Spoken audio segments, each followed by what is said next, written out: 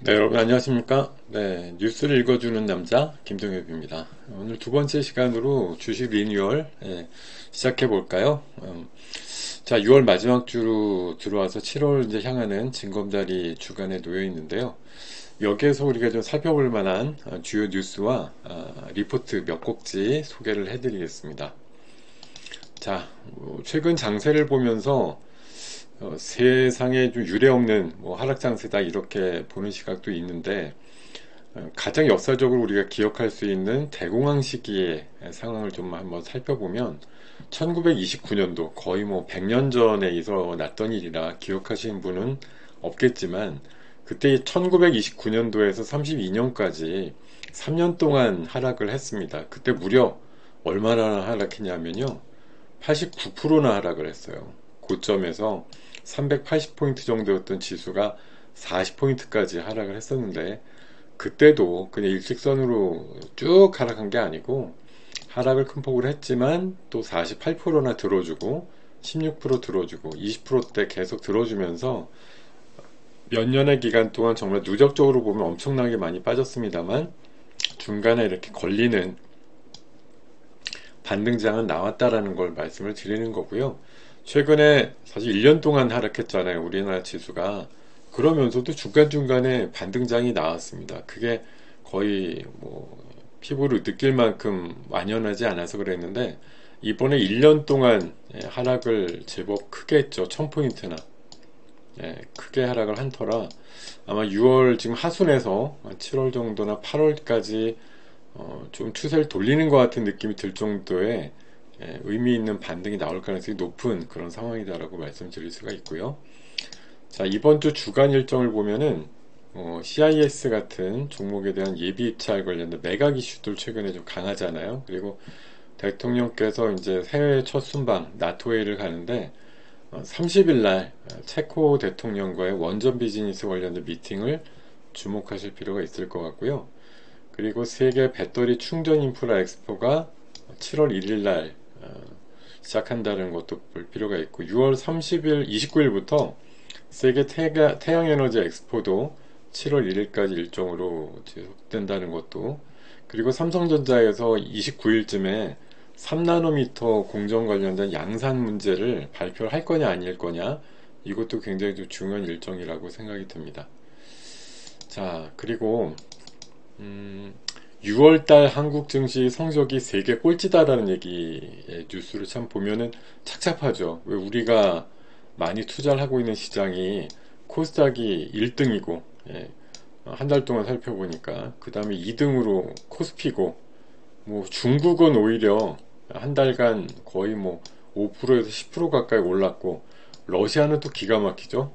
전쟁을 한창 하고 있는데도 한 달 동안 주가가 17%나 올랐다고 합니다.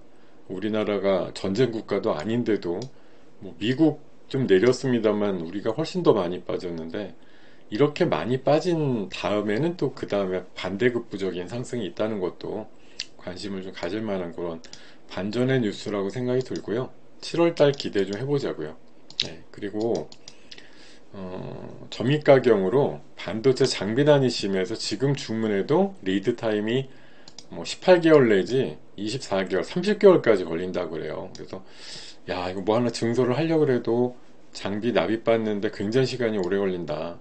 이 반도체 장비도 만드는 그 기본 소재나 부품이 공급이 잘 안 되니까 장비 자체를 못 만드는 거거든요. 그래서 이런 부분들이 심해지면 흔히 말하는 중고 장비 회사들이 좀 관심을 받지 않을까요? 그래서 우리나라 대표적으로 러셀이라든가 서플러스 글로벌 같은 기업들이 중고 반도체 장비 회사로 해서 좀 부각될 가능성이 높아 보이는 그런 뉴스고요. 지금 시장이 어지럽다 보니까 이제 그 무상증자 테마주들이 아주 세게 변동성을 가져갑니다. 노토스는 말할 바도 없이 800% 무상증자권으로 해서 텐베거 정도의 모양이 나오기도 했었는데 결국 주가는 제자리를 찾아갔습니다만 그 다음에도 에코캡이라든가 공구음원 TS 인베스트먼트나 조강 ILI, CS 비어링 이런 식으로 계속 그 시리즈로 무상증자를 터뜨리고 있는데 과거와는 다르게 100포인트가 아니라 100%가 아니라 200% 기본에다가 500%짜리들까지 심심찮게 나올 정도로 비율이 클수록 반응이 좀 세다 이런 얘기고요. 최근에 무상증자 검토를 발표했던 실리콘2는 지난주 초반만 하더라도 뭐 상한가를 가기도 했었습니다만 검토 이슈로 상한가 가는 거 참 특이하죠. 근데 결국 금요일 날 같은 경우에 소각, 자사주 소각을 또 20만 주 발표하면서 또 상한가를 갔어요. 최근에 사례를 보면 무상증자 발표 전에 자사주 보유하고 있던 걸 또 소각하는 예들의 회사들이 몇 건 있기 때문에 나중에 무상증자 관련 뭐 좀 가능성이 높은 주식 찾을 때 리스트를 갖고 있었는데 그 종목이 자사주를 소각했다? 이러면은 뭐 근시일 내에 무상증자 진짜로 발표할 수 있다 이렇게 좀 시각을 가져봐도 좋을 것 같은 통계치가 있습니다. 자, 이렇게 말씀드리고 또 윤 대통령이 탈원전에 대해서 5년 동안 바보짓 했다 이렇게 얘기를 하면서 기존에 지금 공사 중단됐던 신한울 3, 4호기도 앞당긴다고 하고요. 27일부로 해서 이제 나토 회의 참석하러 떠나는데 30일쯤에 체코 대통령 비즈니스 회담도 있습니다만 가가지고 직접 원전 비즈니스 하겠다고 얘기를 한 바가 있기 때문에 또 최근에 원전 기업들한테 3년 동안 1조 원 정도 발주하겠다 이런 얘기도 했어요. 원전업계 입장에서는 뭐 반가운 소식이죠. 지금 고사됐다는 얘기들이 하도 많아가지고 원전주 쪽에 이렇게 관심을 가져주면 관련 주가들 최근에 1년 사이에 많이 올랐습니다만 그래도 조금 더 힘을 받을 수 있는 여지가 있다라고 해석을 할 수가 있을 것 같습니다. 원전주 이번 주 중 30일 전후에서 움직임 체크를 해보실 필요가 있을 것 같고요. 리포트는 지난주 금요일날 소개해드린 한글과 컴퓨터인데요. 이게 그 두 가지 관점이야. 메타버스 쪽으로 해서 신세계와 플랫폼을 공동 사업을 한다 이렇게 한 부분 하나. 두 번째로는 한글과 컴퓨터가 우주항공 쪽으로 얼마 전에 뭐 우주선 발사 계획 이런 것들도 일부 실행을 한 바가 있는데 요 이슈에서는 이제 자사주 소각 관련된 이슈가 또 있을 수 있다. 왜냐하면 최근에 이 회사가 한 100억 정도 자사주 매입 공시를 했거든요. 그러니까 지금 무상증자를 하는 기업들이 아까 말씀드린 대로 자사주 소각 이슈도 있다 그랬는데 일단 자사주 사야지 그 다음에 팔든지 말든지 없애든지 뭐 그런 이슈들이 나올 수 있으니까 이렇게 최근에 이제 주주 환원 뭐 계획 친환경 뭐 주주 친화적인 정책으로 해서 자사주 매입을 좀 큰 규모로 하는 기업들도 주목을 하실 필요가 있다 이런 말씀 드리겠습니다. 금요일날 상승세가 좋았는데 앞으로도 조금 더 이어질 가능성이 높아 보이고요.